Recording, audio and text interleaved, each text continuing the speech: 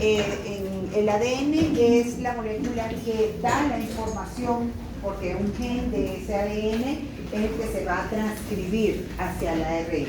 Transcripción es el proceso de síntesis del ARN mensajero a partir de una hebra del ADN, ¿sí?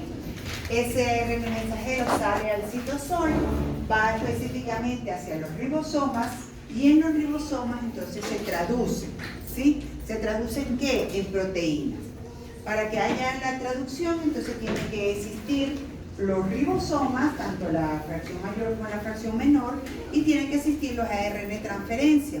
Y dijimos que como las proteínas están conformadas por, tienen que estar presentes los 20 aminoácidos, por lo menos tiene que haber 20 ARN de transferencia, que cada uno de ellos es específico para un aminoácido, ¿sí?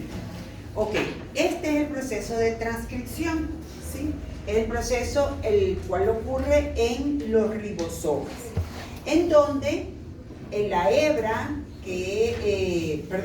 transcripción ocurre en el núcleo, ¿sí? En el núcleo. El proceso de transcripción ocurre en el núcleo, en donde una de las hebras del ADN, que se le denomina gen, es el que se va a expresar, es el que se va a abrir para que se forme el ARN mensajero, ¿sí? Para ello actúa la ARN polimerasa, que es una enzima, la cual identifica justo el sitio donde va a empezar la transcripción.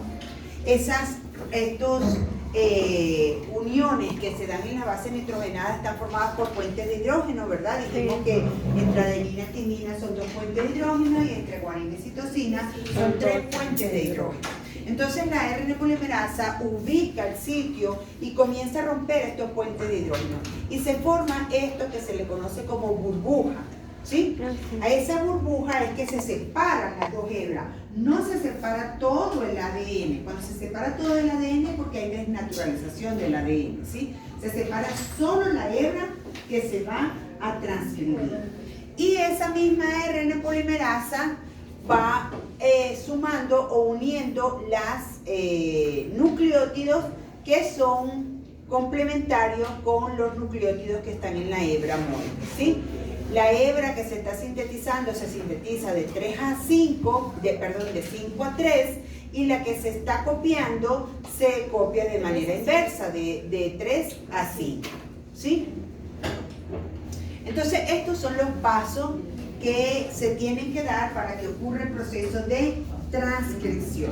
Primero, un reconocimiento, ¿sí? La ARN polimerasa reconoce el sitio donde va a comenzar ese proceso de transcripción. Entonces, a ese sitio de reconocimiento se le conoce como sitio promotor, ¿sí? Sitio promotor. En las procariotas y en las eucariotas hay pequeñas diferencias. En las procariotas, ese sitio promotor está constituido por aproximadamente 40 nucleótidos de longitud y posee 2 regiones altamente identificadas, que son una secuencia de 8 pares de base próxima al extremo 3' del promotor, que tiene una región de 6 pares, que esas 6 pares tienen adenina, timina, adenina, timina, adenina, timina, ¿sí? Esa región que tiene 6 pares de bases nitrogenadas seguidas de adenina, timina, se le conoce como caja prino, ¿sí? Caja prino. Esa caja prino es el que reconoce entonces la polimerasa, y la polimerasa se ancla allí. ¿Para qué? Para empezar a romper los puentes de hidrógenos de ese ADN y se forme la burbuja, ¿sí? En los eucariotas también ese promotor se le conoce como caja Goldenholzer, que fue el investigador, o caja Tata, ¿sí? Y esa caja Tata se denomina así porque es una secuencia también igual que los procariotas, rica en adenina, timina, ¿sí? Adenina, timina. Y esa secuencia está próxima al sitio de inicio de la síntesis de la ARN, ¿sí? Entonces fíjense que es muy parecido tanto en los procariotas como en los eucariotas, solo que tienen diferentes nombres, ¿sí? De acuerdo a ese del investigador que hizo esa investigación. Pero entonces lo importante aquí es que sabemos que el proceso de transcripción comienza con un sitio de iniciación, que ese sitio de iniciación se le conoce como promotor, que actúa la polimerasa uniéndose a ese sitio, y que ese sitio, tanto en los procariotas como en la eucariota, es un sitio rico en adenina, timina, ¿sí? Esas regiones se abren porque la polimerasa se encarga, como una enzima, se encarga de romper los puentes de hidrógeno y de formar esa burbuja, y permite entonces que esa enzima se une a la tira del ADN para copiarla, ¿sí? En los procariotas, además del reconocimiento de que reconoce esa sección rica de adenina timina, ¿sí?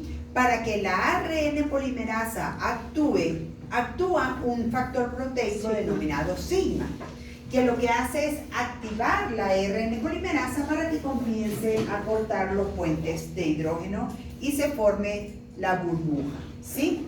Luego que ella se une a ese factor proteico, a la ARN polimerasa, y la activa, inmediatamente se separa, ¿sí?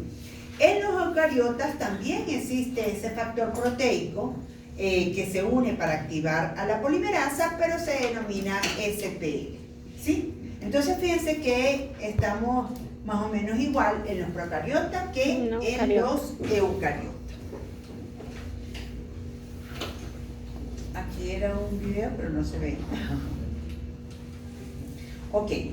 Luego entonces que se sintetiza ese ARN mensajero, porque ya sabemos que el proceso de la transcripción es la síntesis del ARN mensajero, ¿verdad? Una vez que se sintetice, ¿sí? Para el proceso de traducción, el ADN tiene exones e intrones, ¿sí? En el ARN primero se forma un ARN primario, que ese ARN primario tiene exones, intrones, simplemente se denominan así porque es como la secuencia de los nucleótidos.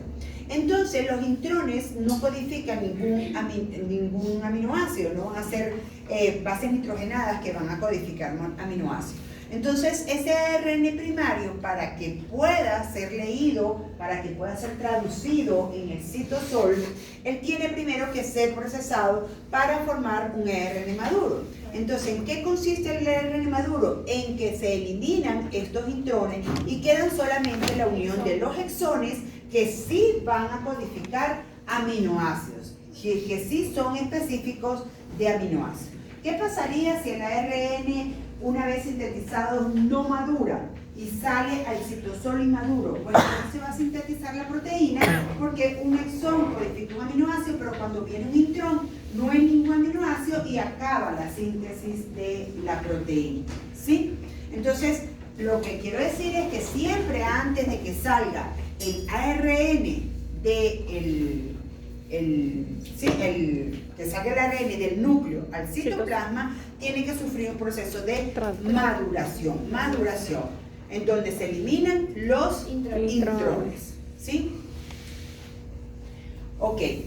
Hay inhibidores de la síntesis de ese proceso de transcripción, como por ejemplo un compuesto formado por la Streptomyces parvulus, que produce la actinomicina D.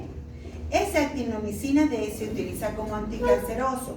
¿Por qué se utiliza como anticanceroso? Porque él va a evitar la síntesis de las proteínas que van a estar en las células cancerosas, y por lo tanto esas células mueren, ¿sí? Entonces, esa actinomicina D tiene gran afinidad por el ADN en las regiones ricas en guanina. Por lo tanto, hay un complejo que se forma, actinomicina D con ADN, y por lo tanto inhibe ese alargamiento del ARN y no se forma el ARN mensajero. Al no formarse el ARN mensajero, esa célula no tiene proteínas, ¿sí?, para su sobrevivencia, y por lo tanto muere, ¿sí? Tenemos otro inhibidor que sería el cardiocepina o desoxiadenosina, se conoce como desoxioadenosina porque es el mismo nucleótido, solo que tiene en el carbono número 3 OH. Entonces fíjense que, no sé si se acuerdan de la primera clase que dijimos que el alargamiento de los ácidos nucleicos es 3-oxidrilo 5-fosfato. 3-oxidrilo 5-fosfato. Al no estar presente, buenas tardes.